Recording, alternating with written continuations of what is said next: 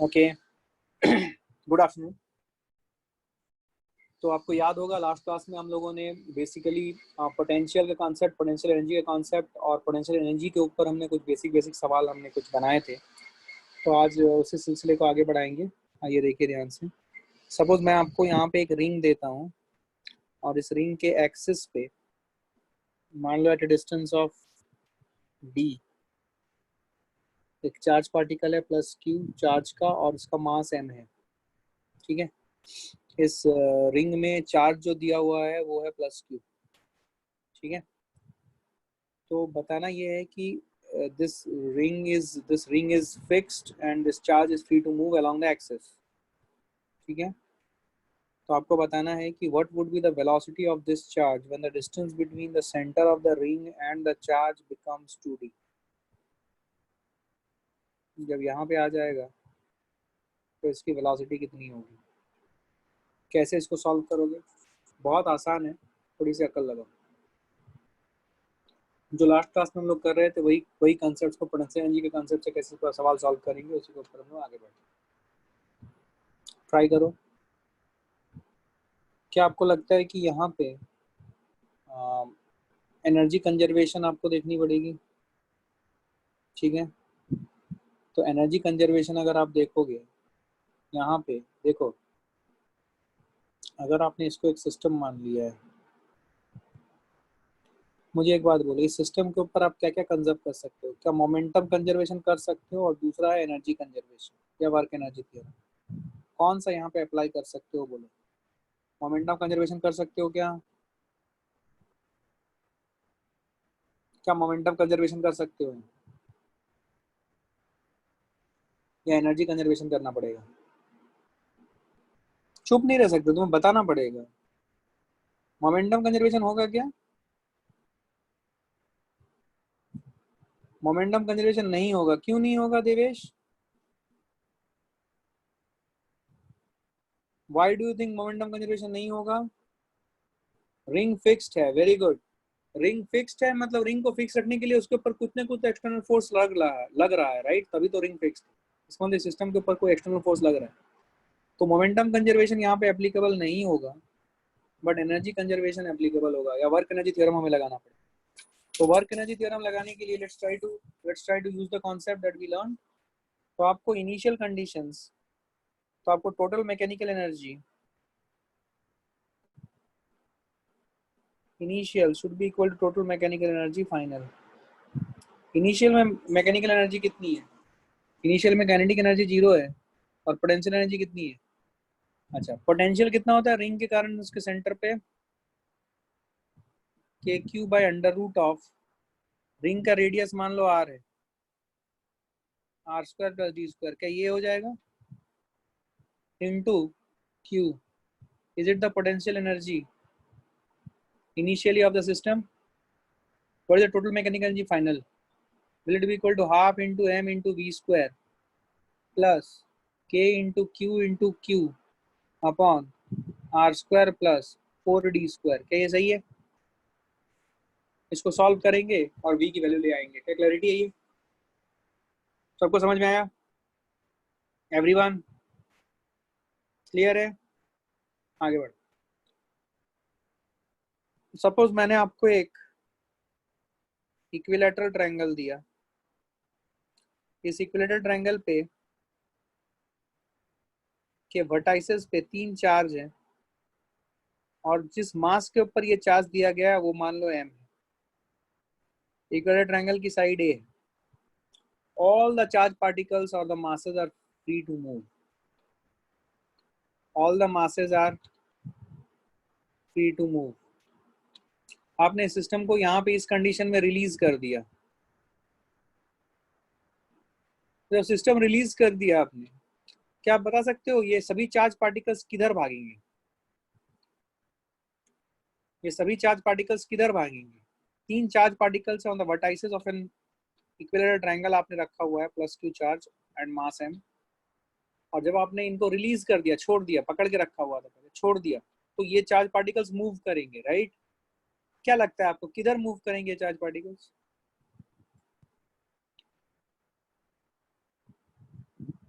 क्या लगता है आपको किधर मूव करेंगे चार्ज पार्टिकल्स?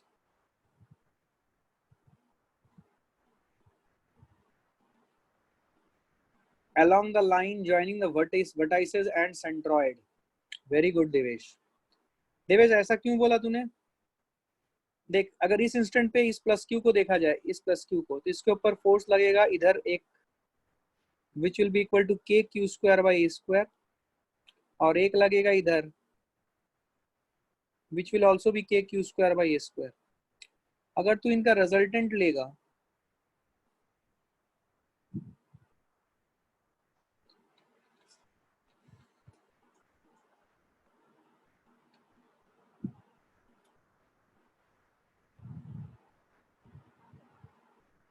हाँ, वो सेंटर ऑफ मास क्यों उधर है वही समझ में। देखो के क्यू स्क्वायर बाई स्क्वायर, इनका अगर रिजल्टेंट लेगा तो ये के क्यू स्क्वायर बाई स्क्वायर के जो हॉरिजॉन्टल कंपोनेंट होंगे, एक इधर जाएगा और एक इधर जाएगा, इसका और इसके कारण एक इधर जाएगा और एक इधर आएगा, तो ये वाले कंपोनेंट्स एक दूसरे को कट कर देंगे, सिर्फ वर्टिकल वाला रहेगा, तो वो वर्टिकल भागेगा। सिमिलरली ये क्यू भी वर्टिकल भागेगा, मतलब ये भी along the line joining the charge and the centroid भागेगा, और ये भी along the line joining the charge and centroid.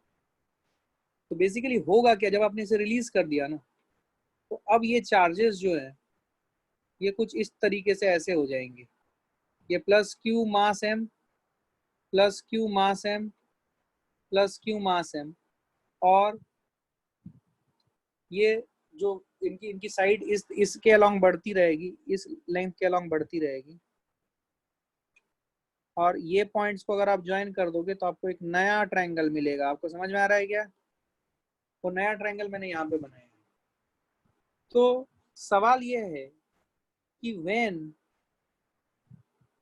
The side of, तो क्या आपको ये बात समझ में आ रही है कि ये चार्ज पार्टिकल ऐसे मूव करेंगे कि ये हमेशा एक इक्विलैटरल ट्रायंगल के वर्टेक्स पे ही रहे, लेकिन उस इक्विलैटरल ट्रायंगल की जो साइड होगी वो चेंज होती जाएगी। क्या मेरी बात समझ में आ रही है? इनके ऊपर फोर्सेस सिमेट्री से देखो, तीनों के ऊपर जो फोर्सेस लग रही हैं वो vertically up along the line joining the centroid and the charge vertically upwards लग रही है, आउटवर्ड की तरफ लग रही है। तो ये सभी चार्ज पार्टिकल मूव करेंगे ऐसे कि ये सभी चार्ज पार्टिकल्स एक इक्विलैटरल ट्रायंगल के वर्टेक्स पे रहे, तीनों वर्टेसेस पे रहे, लेकिन उस इक्विलैटरल ट्रायंगल की साइड चेंज होती रहे। तो सवाल है कि when the side of equilateral triangle becomes 2a in which the charges are located, find the velocity of charges। क्या आप बता सकते हो? It's a very good question by the way, है ना? It's a very good question. बच्चे को यही समझ नहीं आता कि बेटा हो क्या रहा है। क्या आपको समझ आई बात? तो अब मान लो इक्विलैटरल ट्रायंगल का साइड हो गया 2a, तो इस केस में अब ये रेस्ट पे नहीं है, they are having some velocity and the velocity is along this direction, इसके तरफ अलोंग दिस डायरेक्शन, इसके तरफ अलोंग दिस डायरेक्शन। इनको अगर आप एक्सटेंड कर दोगे तो ये सेंट्रॉइड में मिलेंगे, ये चीज इंटैक्ट। ठीक है, तो क्या होगी इनकी वेलोसिटी, कैसे निकालोगे? क्या अगर आप इन तीनों चार्ज का एक सिस्टम बना लो, क्या इस सिस्टम के ऊपर आप एनर्जी कंजर्वेशन कर सकते हो?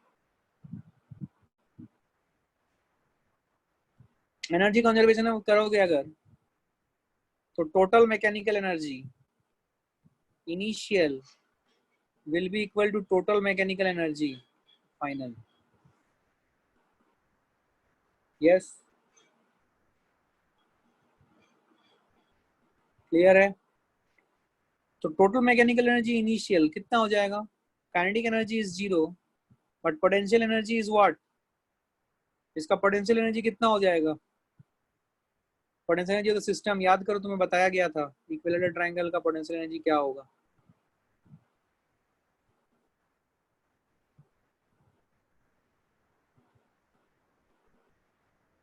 ये आएगा क्या?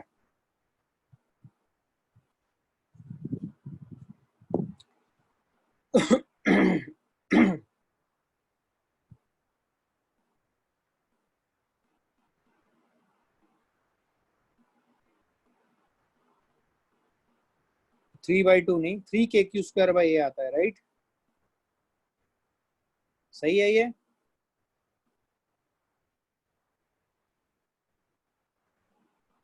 बोलो।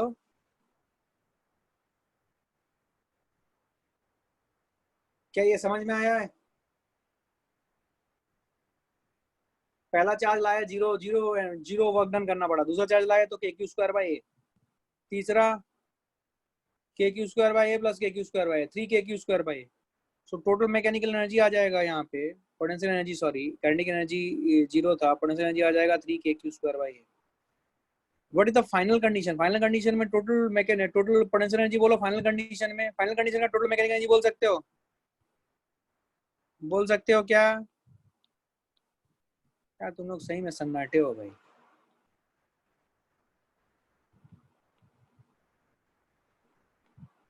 क्या इन दोनों को इक्वेट कर दोगे? ध्यान दो। क्या 0 plus 3 K Q square by A will be equal to 3 K Q square by 2a plus half into M B square into 3? हाँ कि ना? बोलना पड़ेगा। चुप रहने से उससे बढ़िया जाके घर में जाके सो जाओ। क्या मेरी बात समझ में आ रही है? तुम्हारा चेहरा मुझे दिख नहीं रहा है, मुझे रेस्पॉन्स चाहिए। क्या क्लैरिटी है? तो इसको सॉल्व करोगे तो क्या v की वैल्यू आ जाएगी? Yes no may be?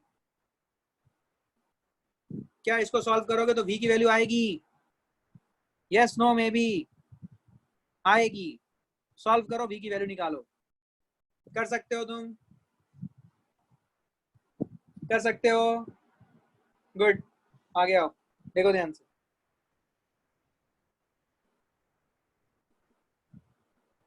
ये देख, ये एक रिंग है, हॉरिजॉन्टल प्लेन में रखा हुआ है चार्ज q, और ये एक्सिस ऑफ द रिंग है। ठीक है? ठीक है, जो भी आ रहा है मुझे पता नहीं, आंसर आंसर तुम देखो। सवाल है इसके एक चार्ज एक मास, जिसका मास m है और चार्ज q है। सवाल है उसको यहां से रिलीज किया गया है। ये चार्ज जो है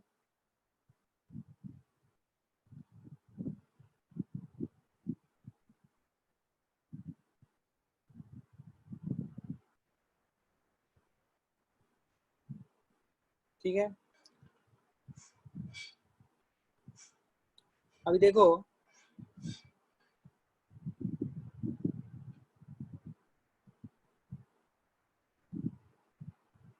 सवाल है कितने हाइट से from the axis of the ring इसको रिलीज किया जाए चार्ज q मास m को, so that it is just able to pass through the center of the ring, just able to pass through the center of the ring।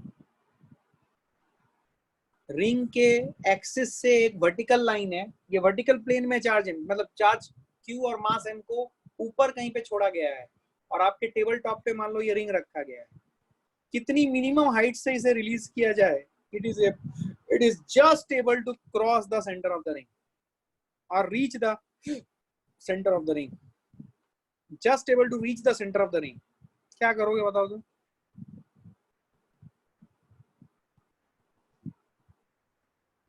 बोलना पड़ेगा, चुप नहीं रह सकते तुम। रेडियस आर मान लो रिंग का, रिंग का रेडियस आर मान लो। अगर तुम इसे पोजीशन 1 बोलोगे और इसे पोजीशन 2 बोलोगे, क्या तुम्हें लगता है कि total mechanical energy at position 1 will be equal to total mechanical energy at position 2? Yes no maybe? बोलना पड़ेगा भाई। What is the total mechanical energy at position 1? Just released. Release मतलब यहाँ पे काइनेटिक एनर्जी जीरो है।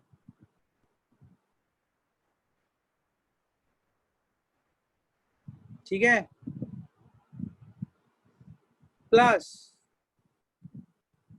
यहाँ पे potential energy कितना हो जाएगा?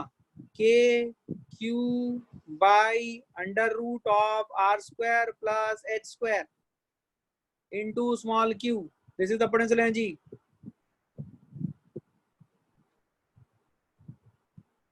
क्लैरिटी है ये? What is the total mechanical energy at 2?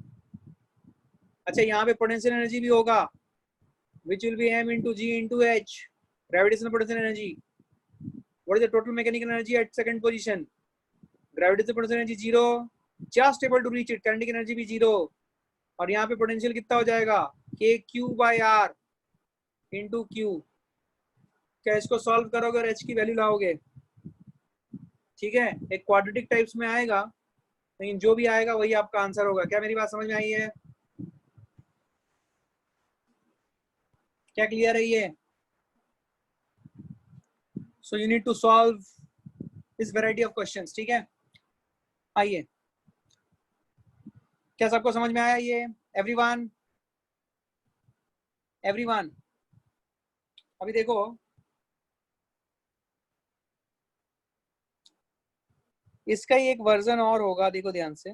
Suppose एक प्लस क्यू चार्ज है, एक प्लस क्यू चार्ज है, ये फिक्स्ड है,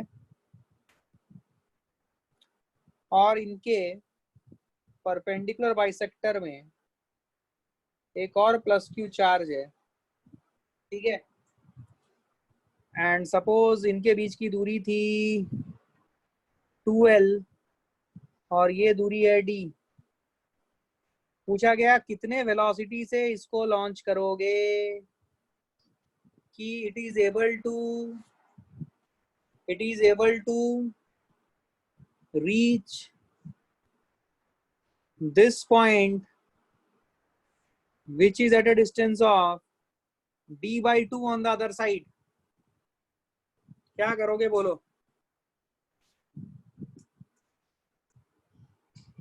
क्वेश्चन समझ में आया है? तुम लोग बहुत बहुत ज्यादा चुप रहते हो यार, तुम्हारा कोई रेस्पॉन्स का मुझे कुछ पता नहीं चलता है, बहुत ही डल रेस्पॉन्स है, बहुत ज्यादा dull. You make my task very difficult. आया सर नहीं, क्वेश्चन बोलो, आंसर क्या करोगे बोलो।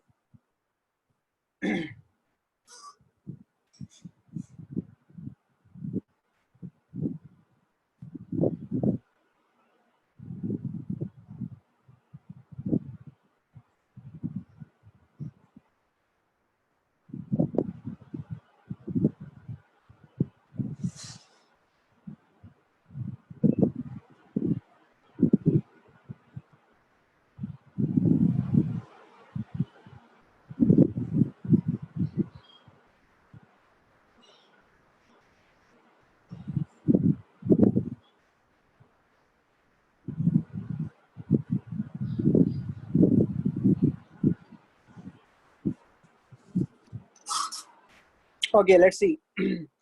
अच्छा मुझे बताओ, सपोज मैं इस पॉइंट को पॉइंट 1 नाम देता हूँ, इसको मैं नाम देता हूँ पॉइंट 2, और इसको मैं नाम देता हूँ पॉइंट 3। तो अगर मुझे उसे d/2 distance from the centre line ऊपर पहुंचाना है, तो मुझे एनर्जी कंजर्वेशन किन दो पॉइंट्स के बीच में करनी चाहिए, 1 और 3 या 1 और 2? सोच के जवाब देना। देख लॉजिकली सोच, हमें एनर्जी कंजर्वेशन करनी चाहिए between point 1 and 2। Wrong Devesh, सोच के बोल, गलत है। सोच, अगर वो 2 तक पहुंच गया और 2 को जस्ट क्रॉस किया, तो ऑटोमेटिकली वो 3 तक पहुंच ही जाएगा, क्योंकि प्लस क्यू और प्लस क्यू चार्ज इस प्लस क्यू के ऊपर रिपल्सन फोर्स लगाएंगे वहां पे उसके आगे। क्या मेरी बात समझ में आ रही है? तो ऑटोमेटिकली पहुंच जाएगा वो। तेरा काम है सिर्फ इसको 2 पॉइंट को जस्ट क्रॉस कराना। क्या मेरी बात समझ में आई है? That is why it's a good question. सब सन्नाटे में चले जाओगे तुम लोग, ऐसे सवाल आएंगे तो अकल लगाओ। क्या मेरी बात समझ में आई है? 2 पॉइंट को अगर चार्ज पार्टिकल ने क्रॉस किया तो ऑटोमेटिकली वो 3 पे पहुंच ही जाएगा। समझ में आया क्या?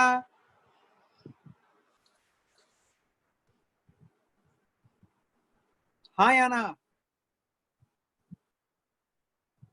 क्या क्लैरिटी है ये? तो इस सवाल को ध्यान सुनना।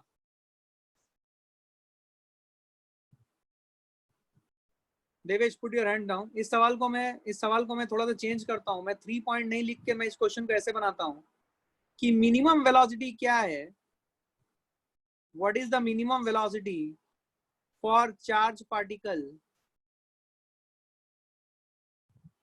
To cross point 2। तो पॉइंट 2 क्रॉस करने के लिए उसको सिर्फ और सिर्फ 0 वेलोसिटी तक से पॉइंट 2 पहुंचा देना है हमें, बस 0 वेलोसिटी, जस्ट पॉइंट 2 को क्रॉस करते हुए जस्ट 0 वेलोसिटी हो जाए। तो अपने आप वो पहुंच जाएगा आगे के किसी भी पॉइंट के ऊपर। क्या मेरी बात समझ में आ रही है? So that it is able to cross point 3 या फिर able to cross point 2, something like. तो आपको क्या करना पड़ेगा, पॉइंट 1 और पॉइंट 2 के बीच में आपको एनर्जी कंजर्वेशन करनी पड़ेगी। ये प्लस क्यू और ये प्लस क्यू फिक्स्ड है, ये मैंने बोला नहीं था शायद, इसके ऊपर किसी का सवाल होगा। ये फिक्स चार्जेस। तो आपकी टोटल मैकेनिकल एनर्जी पॉइंट 1 पे should be equal to total mechanical energy at point 2। क्या मेरी बात समझ में आई है? अभी आप लॉजिकली पोटेंशियल एनर्जी और काइनेटिक एनर्जी, तो पॉइंट 1 पे half M V square plus potential energy कितना, K Q square by under root of D square plus L square into 2 should be equal to 0 plus K Q square by L into 2। सही है क्या? Solve करेंगे और v की value लाएंगे। Clarity है? चलो आगे बढ़ो। अभी थोड़ा सा हम कॉन्सेप्ट पढ़ेंगे, you know, force, relation between force and potential energy और फोर्स एंड एनर्जी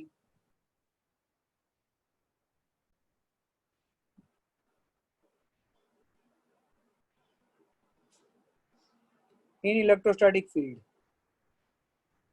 ठीक है, पहली बात तो तुम ये जान लो कि इलेक्ट्रोस्टैटिक फील्ड एक कॉन्जर्वेटिव फील्ड है। तो आपने वर्क पावर एनर्जी में जो भी पढ़ा था, वर्क पावर एनर्जी में आपको याद कम रहता है तो मैं याद दिलाता हूं। आपको याद है आपने वर्क पावर एनर्जी में ऐसा कुछ पढ़ा था, कंजर्वेटिव फोर्सेस 3 टाइप के होते हैं।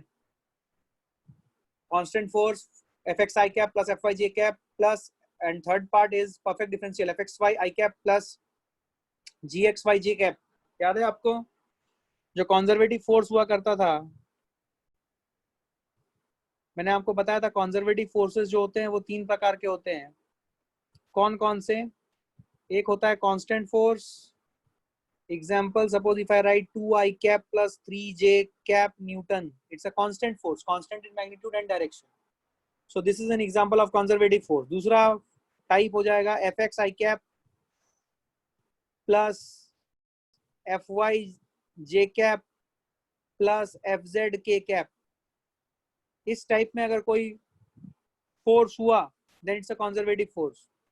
Example, x square i cap minus 2i j cap, this is an example of conservative force. और तीसरा जो फॉर्मेट था, अगर आपको याद होगा, fxy i cap plus gxy j cap। अगर मैं 2D में बात करूं तो जनरली हम 2D में डील करते हैं, 3D में हमें बहुत कम मिलता है, चांसेस बहुत कम है। जनरली हम 2D में डील करते हैं। तो fxy i cap plus gxy j cap, इस फॉर्मेट में अगर कोई फोर्स हो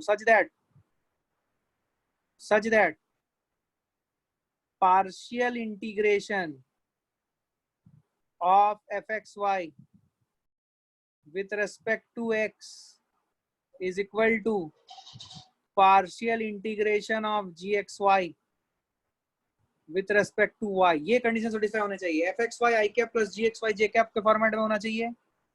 साथ साथ अगर partial integration of fxy with respect to x will become partial integration of gxy with respect to y, तो उस केस में भी फोर्स कंजर्वेटिव होता है।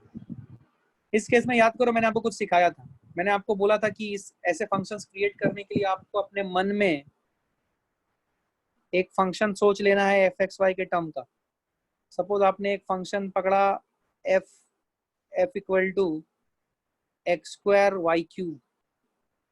अब आप क्या करो, इसका पार्शियल डिफरेंशिएशन करो विद रेस्पेक्ट टू x, वो हो जाएगा 2x वाई क्यूब।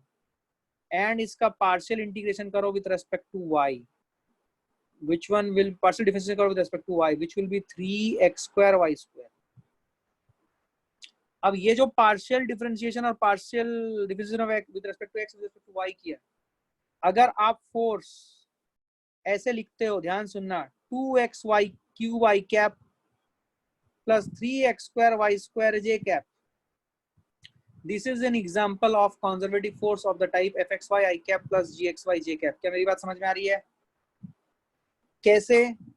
क्योंकि अगर ये फोर्स है, अब सोचो ये जो आपके पास टर्म आया इसका पार्शियल इंटीग्रेशन करो एक्स के रेस्पेक्ट में। पार्शियल इंटीग्रेशन एक्स के रेस्पेक्ट में मतलब ऑल्दो यहाँ पे एक्स और वाई दोनों का फंक्शन है, लेकिन आप इसे इंटीग्रेट करोगे with respect to X only, मतलब आप 2y³ को पूरा कांस्टेंट मान के करोगे, तो ये वैल्यू आ जाएगी x²/2, 2 कट, क्या ये x²y³ आई, और अगर आप पार्शियल इंटीग्रेशन करोगे 3x²y² का with respect to y, so 3x² को आपको कांस्टेंट मानना पड़ेगा, और ये वैल्यू आ जाएगी y³/3, तो 3 कट गई, ये भी आ गई x² और y³। ध्यान से देखो, partial integration of fxy with respect to x and partial integration of gxy with respect to y, क्या ये दोनों बराबर हैं? इसका मतलब this is also a conservative force। तो आपको ये समझना है कि मैंने ये फंक्शन बनाया कैसे। आप खुद से ये फंक्शन बना सकते हो, कोई खास बात नहीं है, तो आपको समझ में आना चाहिए। देखो जो फंक्शन मैंने मन में सोचा था क्या वही आया यहाँ पे रिजल्ट जब मैंने चेक किया, तो यही लॉजिक है ये कंजर्वेटिव फोर्सेस क्रिएट करने का। तो कंजर्वेटिव फोर्सेस वो फोर्सेस हैं जो ये तीनों वैरायटी को सेटिस्फाई करते हैं। पहला वो कांस्टेंट फोर्स होना चाहिए, दूसरा वो fxi cap plus fyj cap plus fzk cap या fxi cap plus fyj cap, 2D में ही जनरली हम बात करते हैं, तो दूसरा वाला ज्यादा अमाउंट में आप यूज करोगे। थर्ड व 3D सिस्टम में जनरली कम पूछे जाते हैं, रेयरली पूछे जाते हैं। और जो तीसरा टाइप है वो है fxy i cap plus gxy j cap, लेकिन partial integration of fxy with respect to x should be equal to partial integration of gxy with respect to y। अगर ये कंडीशन सेटिस्फाई होता है then only it's a conservative force। इनको छोड़ के अगर कोई भी अदर वैरायटी में फोर्स रखा गया then it is a non conservative force। तो कंसेप्ट ये बोलता है कि कंजर्वेटिव फोर्सेस वो फोर्सेस हैं जो जिनका work done does not depend upon path. Means आप कोई भी पाथ फॉलो करो, work done will depend only upon the initial and the final coordinates and not on the path taken by the object. क्या बात समझ में आ रही है? इसका मतलब कंजर्वेटिव फोर्स में, conservative force is an example of path dependent force, means उसमें वर्क डन जो है वो पाथ से इंडिपेंडेंट रहेगी, ये कॉन्सेप्ट। अभी इस चीज को बिकॉज हमारे लिए हमने को समझना है कि हमारे लिए जो इलेक्ट्रोस्टैटिक फोर्स है, बिकॉज इलेक्ट्रोस्टैटिक फोर्स एक कंजर्वेटिव फोर्स है, तो हमें ये समझना पड़ेगा कि हमने वर्क पर एनर्जी में जो भी कॉन्सेप्ट पढ़ा था, कांस्टेंट फोर्स का, ये वाले का, लास्ट वाले वैरायटी का, ये सभी के क्वेश्चंस हूबहू इलेक्ट्रोस्टैटिक्स में आ सकते हैं। I hope you are understanding what I am trying to say. जिन लोगों ने मेरे से नहीं पढ़ा है वो इस स्लाइड को डबल, ट्रिपल, 4 टाइम्स देखेंगे। Yashodan, I don't know whether you are clear about this concept or not. If you are not, I would request you to watch this video twice, and particularly this section. Are you understanding? Are you there or you are fast asleep? समझ में आया मैंने क्या बोला? Okay, तो इसको आप दोबारा देखो, तिबारा देखो, इस सेक्शन को, इसको मास्टरी करना है आपको। बाकी सब लोगों को ये सब रिकैप होना चाहिए, बिकॉज मैंने ये सब बताया हुआ है आपको वर्क पर एनर्जी चैप्टर में। अब मेरी बात सुनो ध्यान से। देखो सपोज मैंने आपको एग्जांपल देना इधर, सपोज मैं बोलूं एक फोर्स है,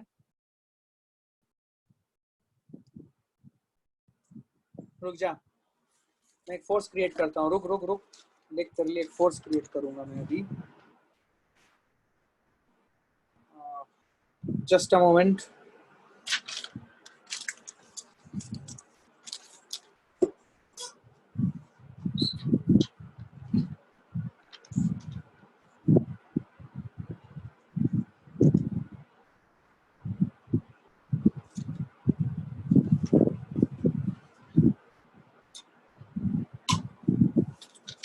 Just a moment guys, let me create a force for you.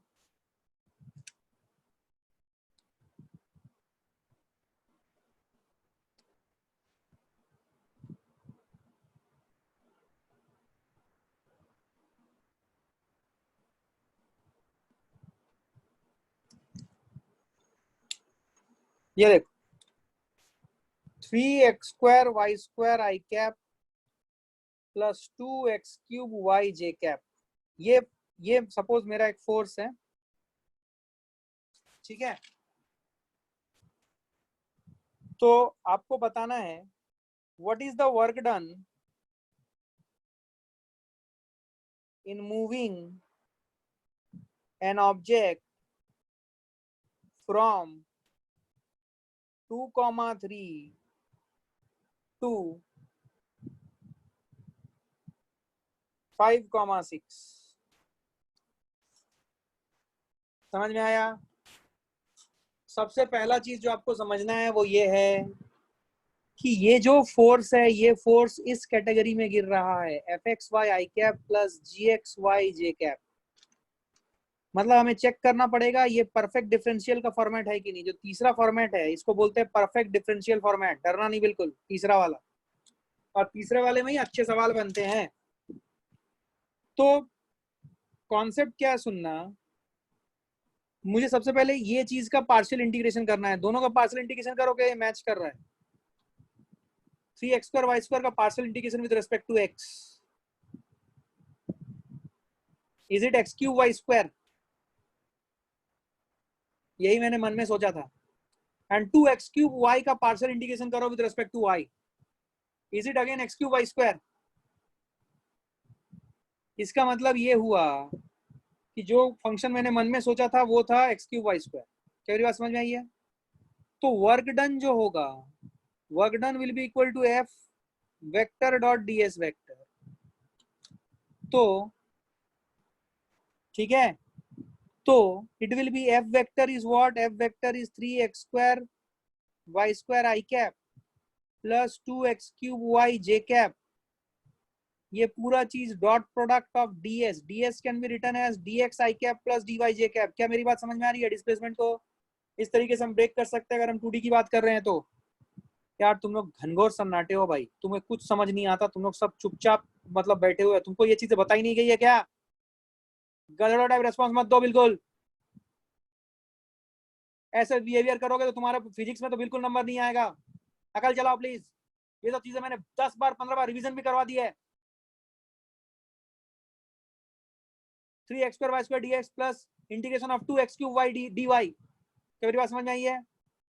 तो ये जो है ना, इसको परफेक्ट डिफरेंशियल क्यों बोलते हैं सुनो, क्योंकि इसका जो इंटीग्रेशन है आप इसको इस तरीके से लिख सकते हो, dk where k is the, जो पार्शियल इंटीग्रेशन करके जो रिजल्ट लाया था वो k है, which is equal to x³ y²। ये आपको रट लेना है कि इसका जो रिजल्ट आएगा ये पूरे चीज को हम लिख सकते हैं इंटीग्रेशन ऑफ dk, और k क्या है, k है x³ y²। क्या मेरी बात समझ में आई है?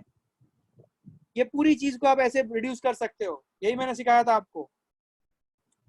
अगर ऐसा हुआ तो इसकी लोअर लिमिट और अपर लिमिट डिसाइड करनी पड़ेगी, बिकॉज अभी मेरा जो फंक्शन है के का लोअर लिमिट क्या है, अपर लिमिट क्या है। तो लोअर लिमिट के लिए आप x और y लोअर लिमिट का देखें, तो लोअर लिमिट का देखिएगा तो ये आ जाएगा 2³ इंटू 3² दैट इज 72।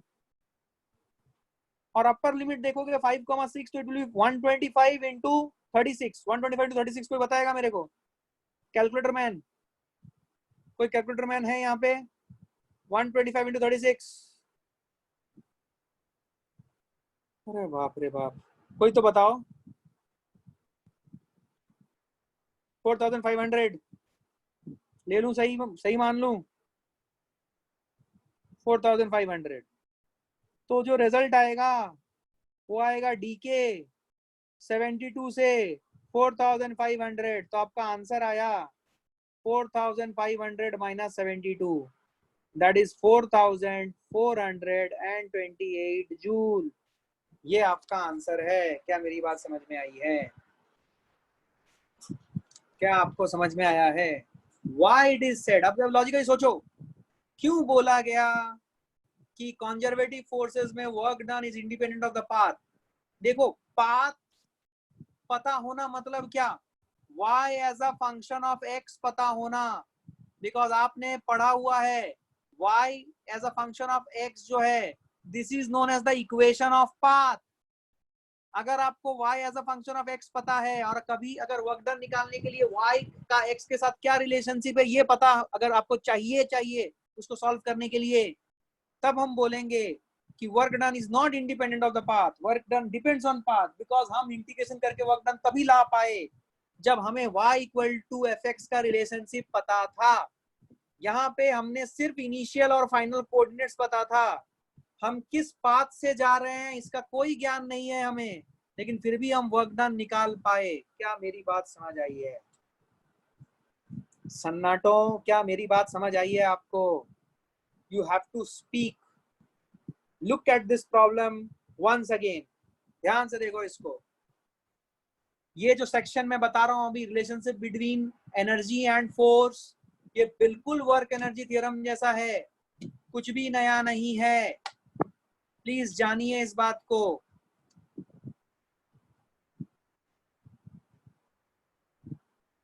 क्या समझ आया है?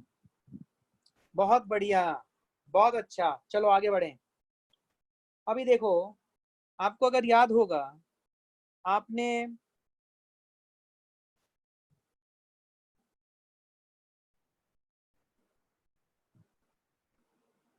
अगर आपको पोटेंशियल एनर्जी पता हो, याद करो आपने ये चीज पढ़ा हुआ है,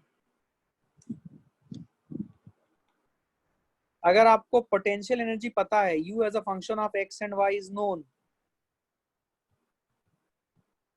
एक्स वाई जेड और x एंड y कुछ भी, और u as a function of x y z is known, then you can find force.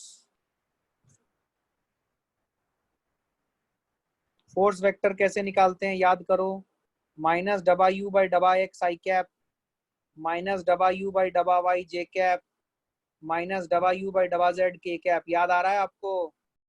अगर potential energy as a function of x y z पता हो तो आप फोर्स वेक्टर निकाल सकते हो, which is minus डबा u by डबा x i cap minus डबा u by डबा y j cap minus डबा u by डबा z k cap। क्या मेरी बात समझ में आई है? बोलिए। दूसरा, if force is known then change in potential energy can be determined। कैसे बोलो? याद है मैंने बोला था कि change in potential energy is minus work done by conservative forces. याद है? पोटेंशियल एनर्जी का कॉन्सेप्ट याद करो। Change in potential energy is minus work done by conservative, work done by conservative minus del u आता था।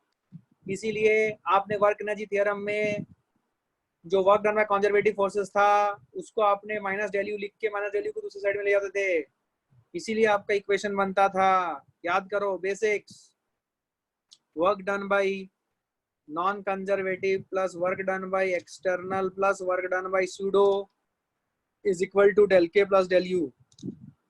याद आ रहा है? याद करो, मैंने work done by conservative left hand side में नहीं रखा है क्योंकि वर्क डन बाय कंजर्वेटिव को मैंने माइनस डेल यू लिख दिया था और माइनस डेल यू को दूसरे साइड में ले आया तो प्लस डेल यू हो गया। क्या मेरी बात समझ में आई है? तो if force is known then change in potential energy can be determined, which is minus del u equal to minus of work done by conservative forces, or minus del u is equal to work done by conservative forces, and work done by conservative forces is integration of force electrostatic या कुछ भी conservative force F vector dot ds vector. क्या मेरी बात समझ में आई है? और माइनस डेल यू मतलब minus of u final minus u initial is equal to integration of F vector dot ds vector, which can be further simplified as u initial minus u final is equal to integration of F vector dot ds vector। क्या मेरी बात समझ में आई है? ये देख, clear है? Did you understand? क्या आपको समझ आ रहा है? तो दो इंपॉर्टेंट बातें आज आपने ध्यान दी, फिर से ये रिवीजन ही चल रहा है आपका। अगर आपको potential energy as a function of x y और जेड और x and y whatever it is, generally 2D में पूछा जाता है, is known, then you can find out force as minus डबा यू बाई डबा एक्स आई कैप माइनस डबा u by डबा वाई जे कैप माइनस डबा यू बाई डबा z k cap.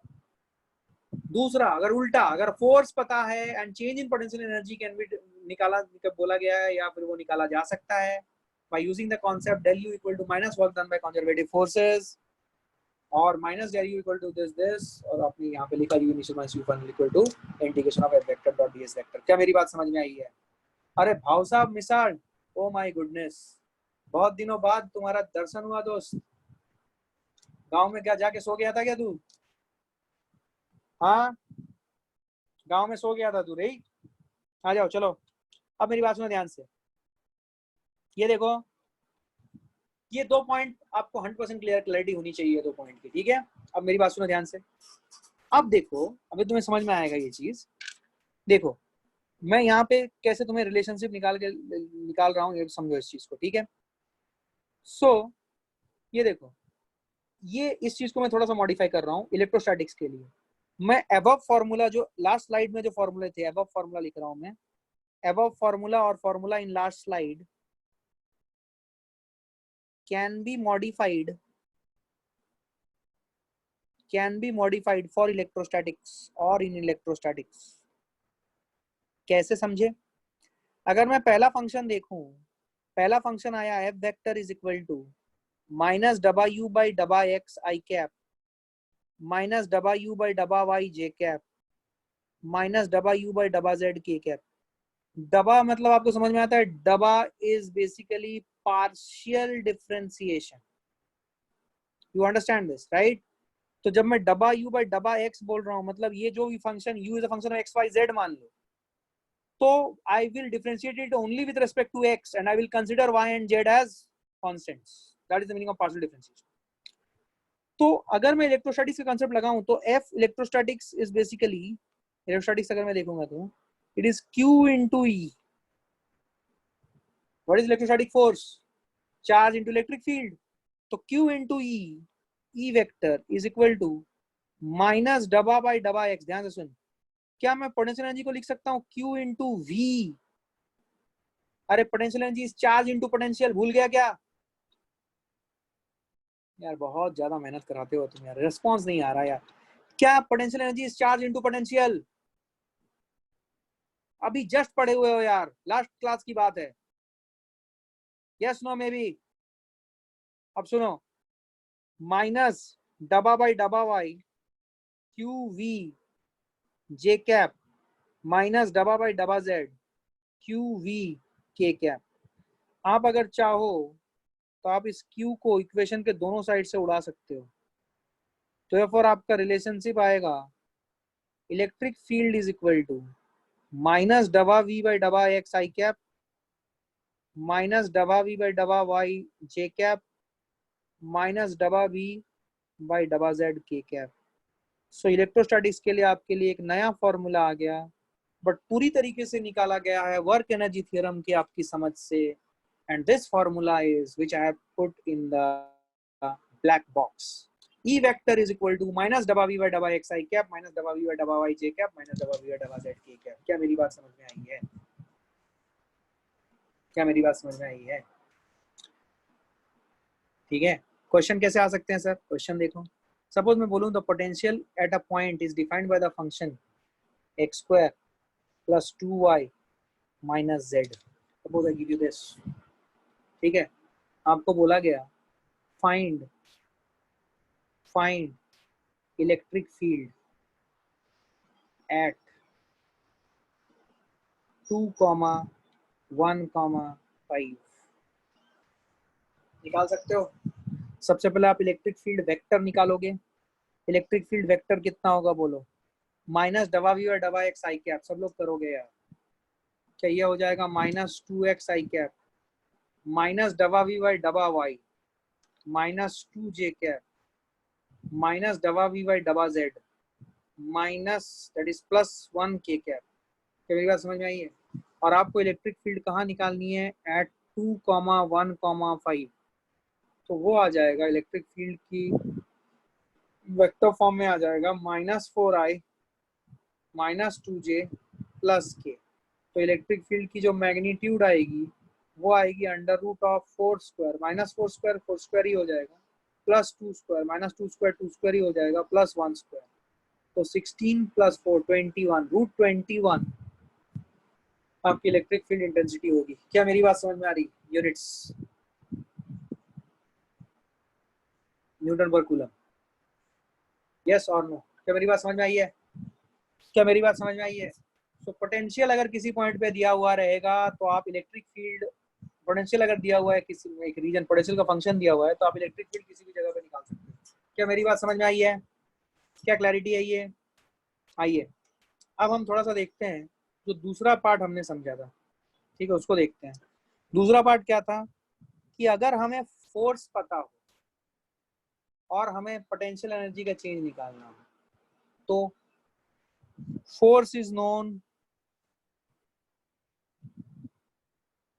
And del u is required और desired. तो क्या सीखा था हमने? हमने अभी सीखा कि u initial minus u final is equal to integration of f vector dot ds vector. This is what we are having. इसको इसको अगर आप ध्यान से देखोगे, u को मैं लिख सकता हूँ q into v initial minus v final which is integration of f को मैं लिख सकता हूँ q into e vector dot ds vector. आप चाहो तो q को इक्वेशन के दोनों साइड से कैंसिल कर सकते हो because it is constant. So you will get v initial minus v final is equal to integration of e vector dot ds vector.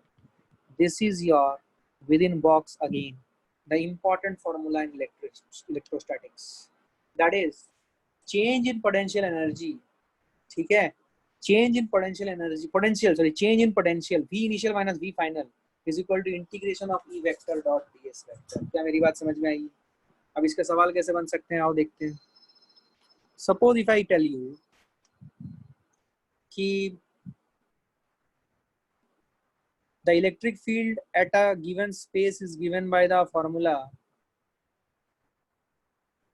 x square I cap minus y j cap. Suppose this is the electric field given, and it is being said that potential at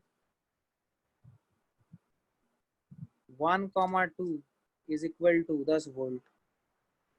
What is the potential at 2,3? ये पूछा गया है। आपको समझ में आई बात? ये पूछा गया है potential at 1,2 is 10 volt. What is the potential at 2,3? So this is the initial point and this is the final point. Suppose formula लगाएं जो आपने सीखा है, v initial minus v final is equal to integration of e vector which is x square I cap minus y j cap dot ds vector, ये dot है, which is dx I cap plus dy j cap. So v initial is thus minus v final, you need to find out, which is equal to integration of x square dx minus integration of y dy। x की limits कहां से कहां तक? 1 से 2 तक। और y की limit कहां से कहां तक? 2 से 3 तक। तो ये वैल्यू आ गई x cube by 3, that is 7 by 3 minus y square by 2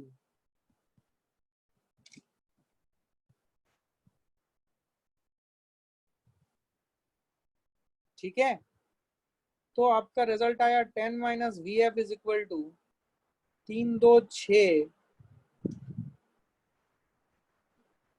minus 1 by 6। तो v final is equal to 10 plus 1 by 6।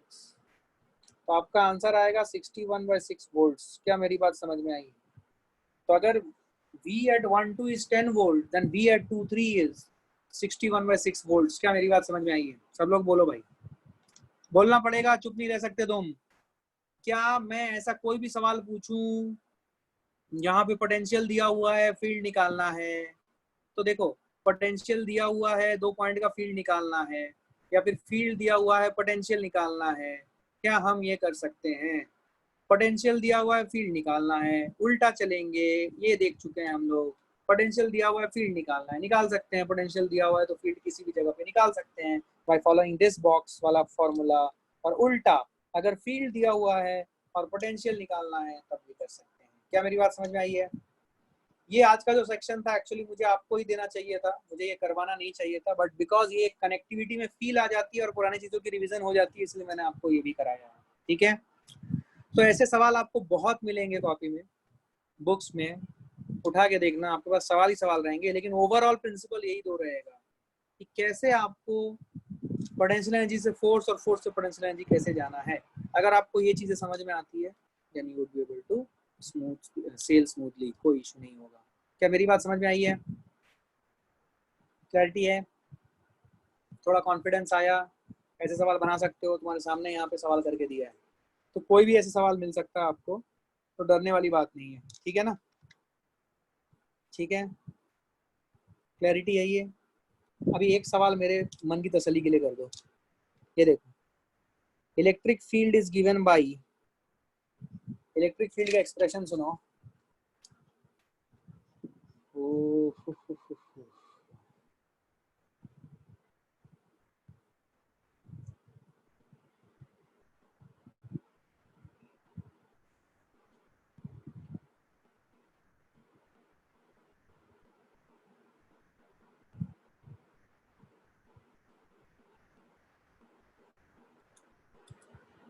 मैंने एक सवाल बनाया आपके लिए। Electric field is given by this,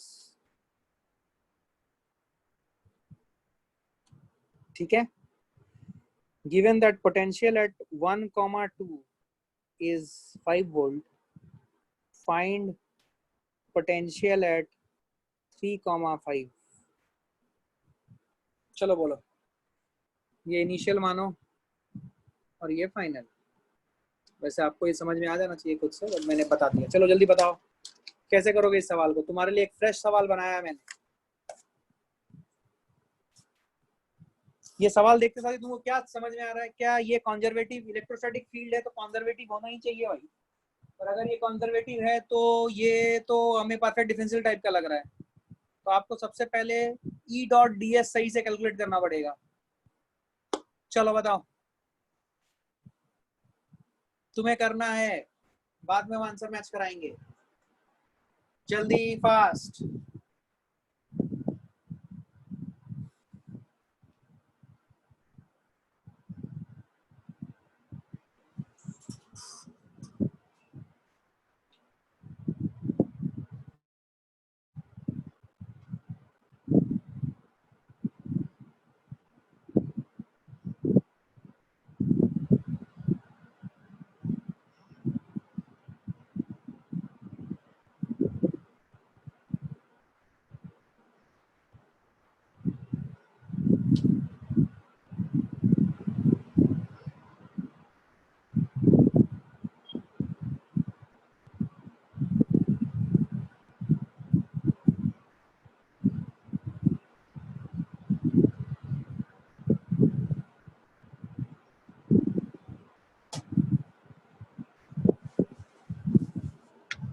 Anushka gave the answer 372. Okay. Anyone else?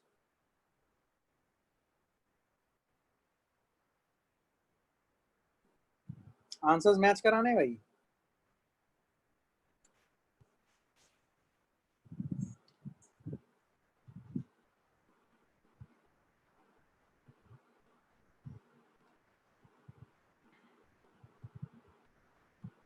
Okay, मैं कर रहा हूँ, देखना मैं कुछ गड़बड़ ना करूं।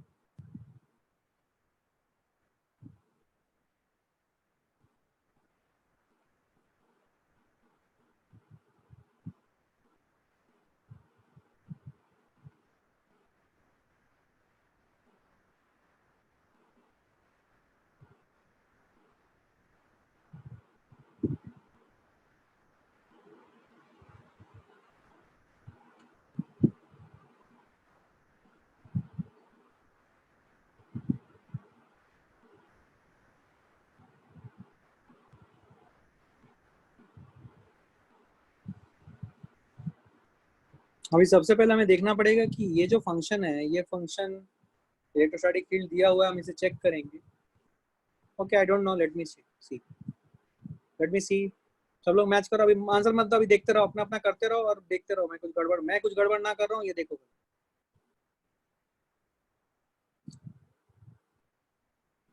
अगर आपको ध्यान से देखोगे तो आपको वो जो फंक्शन है वो फंक्शन नजर आएगा एक्स वाई क्यूब या वाई क्यूब एक्स, यस और नो? एक्स वाई क्यूब या वाई क्यूब एक्स, ये फंक्शन नजर आया आपका, जिसका आपने पार्शियल डिफरेंशिएशन करके ये दो टर्म लाए होंगे। तो ये जो पूरी जो फंक्शन है जो ई डॉट डी एस आपने किया है, this can be written as integration of d k, where k is equal to x y cube. क्या ये सब लोग समझ पाए यार? आई का जो कोफिशिएंट है उसका पार्शियल इंटीग्रेशन करो विद रेस्पेक्ट टू एक्स, क्या वो हो जाएगा वाई क्यूब एक्स? और इसका पार्शियल इंटीग्रेशन करो again with respect to x, क्या वो हो जाएगा 3y²?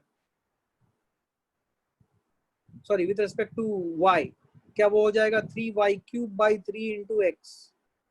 क्या वो भी फिर से xy³ आया? तो ये दोनों मैच कर, ठीक है, ये दोनों मैच कर।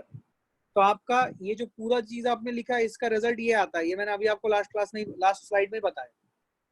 इंटीग्रेशन ऑफ डी के, और के है xy³। तो इनिशियल कोऑर्डिनेट के लिए x की वैल्यू है 1 और y की वैल्यू है 2, तो 1 × 2³ इज 8, और फाइनल कोऑर्डिनेट के लिए x की वैल्यू है 3 और y की वैल्यू है 5, 375 आ रहा है। तो आपका आंसर आना चाहिए मेरे हिसाब से 375। V initial is how much? 5 minus v final is equal to 375 minus 8 is 367। तो वी फाइनल जो आपका आया वो आया 5 minus 367, that is minus 362 volt आ रहा है। यही आंसर आया है क्या? क्या माइनस 362 वोल्ट आंसर आया है? 2-3 लोगों का आया है, बाकी सब लोग चुप। अरे आया कि नहीं भाई? क्या सबको समझ आया है? ऐसे सवाल आपको बहुत ज्यादा मिलते हैं। पोटेंशियल एनर्जी से ये, पोटेंशियल एनर्जी से फोर्स, फोर्स से पोटेंशियल एनर्जी, इंटर कन्वर्जन, एक जगह पे पोटेंशियल पता, दूसरी जगह पे पोटेंशियल क्या होगा, एटसेट्रा एटसेट्रा। ठीक है, तो इस आज के सेशन का लास्ट पॉइंट होगा ये जो अभी आपने देखा, v initial minus v final is equal to integration of e vector dot d s vector.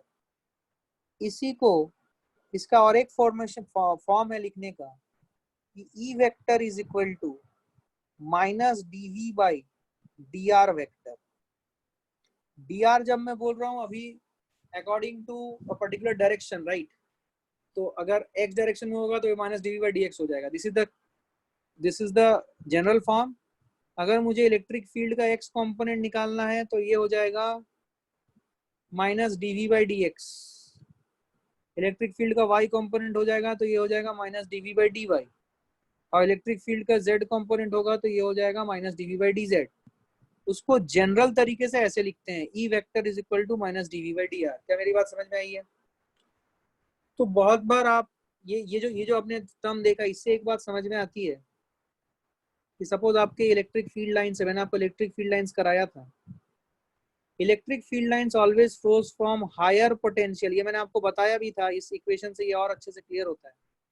Electric field lines always flows from higher potential to lower potential. तो अगर हम पोटेंशियल की बात करें, किस तो पोटेंशियल की बात करें तो यहाँ पे पोटेंशियल हायर होगा, यहाँ पे पोटेंशियल लोअर होगा। जैसे हम फील्ड के डायरेक्शन में जाएंगे potential will reduce. What will happen to the potential energy? Potential energy का भी सेम कॉन्सेप्ट है, यहाँ पे U ज्यादा होगा, यहाँ पे U कम होगा। बट फॉर पॉजिटिव चार्ज, अगर नेगेटिव चार्ज हो गया तो चार्ज उल्टे डायरेक्शन में जाता है, तो उस केस में पोटेंशियल एनर्जी जो होती है वो रिड्यूस करती है, सॉरी इंक्रीज करती है नेगेटिव चार्ज के लिए along the direction of electric field, and same happens with potential as well. So concept ये है कि potential reduces in direction of electric field for a positive charge,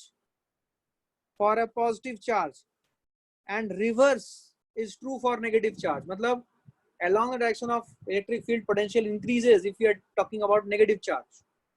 And similar is the case with potential energy also, because potential energy is assumed by multiplying potential with charge. Potential को जब आप charge से multiply करते हो तभी आपको potential energy मिलती है. क्या यहाँ तक की स्टोरी क्लियर है? नेक्स्ट क्लास में इक्विपोटेंशियल सरफेसेस, बस उसके बाद last section of this electrostatics topic, that is dipole. ठीक है? And that way we will end electrostatics 1. And now listen to me. Now I would request all of you कि आज से आप मेरे जो इलेक्ट्रोस्टैटिक्स के वीडियोस मैंने अपलोड किए हैं उन सभी वीडियोस को आप देखना शुरू करें. बिकॉज जैसे इलेक्ट्रोस्टैटिक्स 1 खत्म होगा, इलेक्ट्रोस्टैटिक्स 2 में मैं आपसे वीडियोस के रेफरेंस मांगूंगा क्या आपने पढ़े हैं, क्योंकि उसके हिसाब से मैं खटाखट आगे बढ़ूंगा. आप इलेक्ट्रोस्टैटिक्स के सारे वीडियोस जो अपलोडेड है, इलेक्ट्रोस्टैटिक्स के वीडियोस, प्लीज उन्हें देखिए, अभी देखना शुरू करें. अभी ऑलमोस्ट इलेक्ट्रोस्टैटिक्स 1 खत्म होने के कगार पे आ गया है. अब इलेक्ट्रोस्टैटिक्स 2 जो है वो आपको समझना है, तो उसके लिए आपको वीडियोस जो अपलोड किए उसी ऑर्डर में मैं पढ़ाऊंगा भी, लेकिन मैं बहुत फास्ट पढ़ाने वाला हूँ वो, क्योंकि मैंने सारे वीडियोस में डाल रखे हैं. Please go and watch the videos twice, thrice, 50 times, 100 times, 1000 times, whatever the number of times you want to watch them. और आपको अब समझ में आने लगेगा. सत्यजीत, तुम्हारा एक कांस्टेंट ये था कि सर हमें समझ में नहीं आया, क्या बता रहे हो आप वहां पे. अब तुम्हें सब कुछ समझ में आने लगेगा. वहां पे समझ में आ रहा है? Satyajit Ghumare, are you there? Satyajit गायब हो गया, वो है क्या? हाँ है. सो प्लीज इंश्योर करना कि आप वो वीडियोस देख रहे हो. ठीक है? Okay, thank you. We will meet tomorrow. Bye.